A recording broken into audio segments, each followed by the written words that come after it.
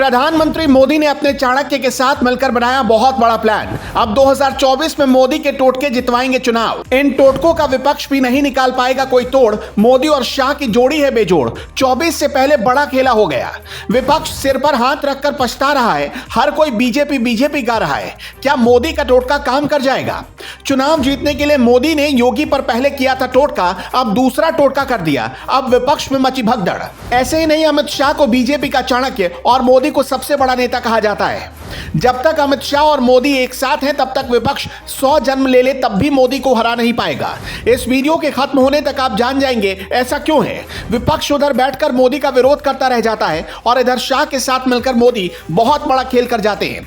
एक बार फिर यही खेल देखने को मिला। उधर राहुल गांधी भारत जोड़ो यात्रा करने में मस्त हैं और इधर बीजेपी की कार्यकारिणी की बैठक में बहुत बड़ा फैसला मोदी ने ले लिया। इस फैसले के बाद विपक्ष खुद को ठगा ठगा सा महसूस कर रहा है और कह रहा है कि मोदी जी प्लीज ऐसा मत करिए, नहीं तो हमारी सियासी जमीन हमेशा के लिए खत्म हो जाएगी। असल में जब से मोदी प्रधानमंत्री बने हैं तब से उन्होंने हर तरीके से विपक्ष को चोट पहुंचाने का काम किया है। मोदी के बवंडर में विपक्ष के बड़े बड़े नेता ऐसे हवा हो जाते हैं जैसे कोई तिनका रास्ते में पड़ा हो। यही वजह है कि जब जब मोदी और शाह इकट्ठा होते हैं तब तब विपक्ष का दिल तेजी से धड़कता है। उन्हें भी पता है कि अब कुछ बहुत ही बड़ा होगा जिसका तोड़ हम चाह कर भी नहीं निकाल पाएंगे। मोदी ने इस बार क्या प्लान तैयार किया है, कौन सा उनका टोटका है जो बीजेपी को 2024 में जीत दिला सकता है, आपको वीडियो में बताएंगे। लेकिन पहले योगी पर उन्होंने जो प्रयोग किया था उसके बारे में जान लीजिए।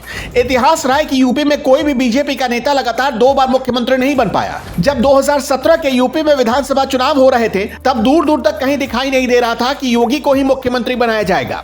उस समय केशव प्रसाद मौर्य से लेकर दिनेश शर्मा का नाम सबसे ऊपर बताया जा रहा था। लेकिन जैसे ही बीजेपी ने बड़ी जीत दर्ज की, मोदी के दिमाग में प्लान ये आया कि अब असल में यूपी में खेला किया जा सकता है।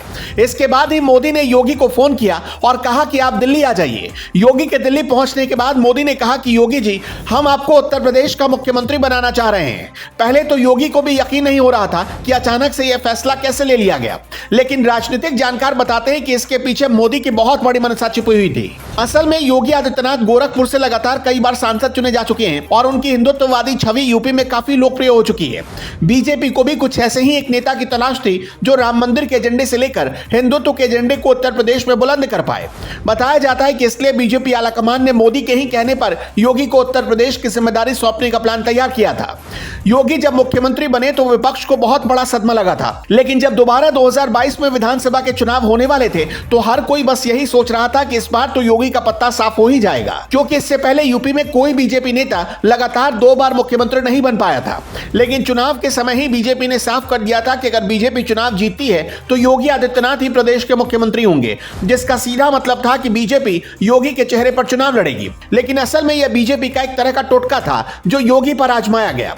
टोटका यह था कि जो एक बार बीजेपी को सफलता दिला चुका हो उसको ही दोबारा वही जिम्मेदारी सौंप दी जाए। बीजेपी का यह टोटका पूरी तरह से काम कर गया और यूपी में विपक्ष का सुपड़ा साफ हो गया। लेकिन इसके अलावा कहा जाता है कि योगी की तांत्रिक बिल्ली का भी योगी के जीत में बहुत बड़ा योगदान था। अब अगर आप ये सोच रहे हैं कि आखिर तांत्रिक बिल्ली कौन है तो जरा इस तस्वीर को बहुत गौर से देखिए। योगी आदित्यनाथ की गोद में बैठी है बिल्ली कोई आम बिल्ली नहीं है। इसके बारे में जानेंगे तो आप हैरान रह जाएंगे। शुरुआत में विपक्ष योगी की इस तस्वीर को वायरल कर उनका मजाक बना रहा था, लेकिन अब जब बिल्ली से जुड़े कई राज सूत्रों के हवाले से बाहर आए तो विपक्ष की नींद गायब हो गई। असल में योगी आदित्यनाथ पशु और पक्षियों को अपने लिए बहुत ज्यादा लकी मानते हैं।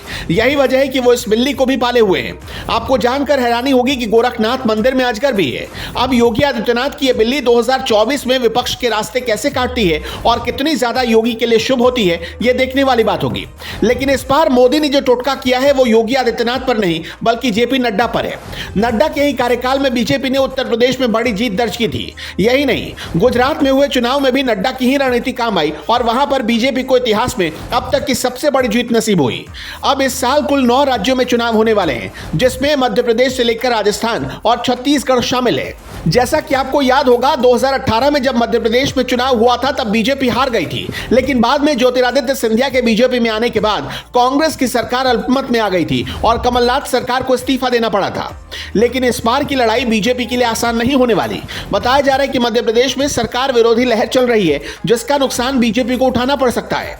माना जा रहा है कि इसलिए अब बीजेपी ने जेपी नड्डा को ना बदलने का टोटका किया है। बता दें कि मौजूदा बीजेपी के राष्ट्रीय अध्यक्ष जेपी नड्डा का कार्यकाल 1 साल के लिए बढ़ा दिया गया है।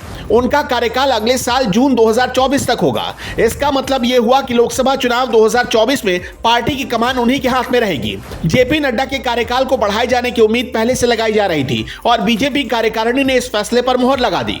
जेपी नड्डा का कार्यकाल इसी महीने 20 जनवरी को खत्म हो रहा है। असल में यह भी बीजेपी के लिए एक टोटका ही है। बता दें कि नड्डा को बीजेपी का राष्ट्रीय अध्यक्ष पहली बार जनवरी 2020 में निर्विरोध चुना गया था। उन्होंने अमित शाह की जगह ली थी। नड्डा का पहला कार्यकाल 3 साल के लिए था। अमित शाह के मंत्री बनने के बाद जेपी नड्डा इससे पूर्व बतौर कार्यकारी अध्यक्ष 8 महीने तक पार्टी का कामकाज देखते रहे। बीजेपी के पार्टी संविधान के मुताबिक कोई भी व्यक्ति 3-3 साल के लिए 2 कार्यकाल तक ही अध्यक्ष रह सकता है। दोस्तों, आपको क्या लगता है, क्या 2024 में जेपी नड्डा बीजेपी को जीत दिला पाएंगे? कमेंट बॉक्स में जरूर बताएं।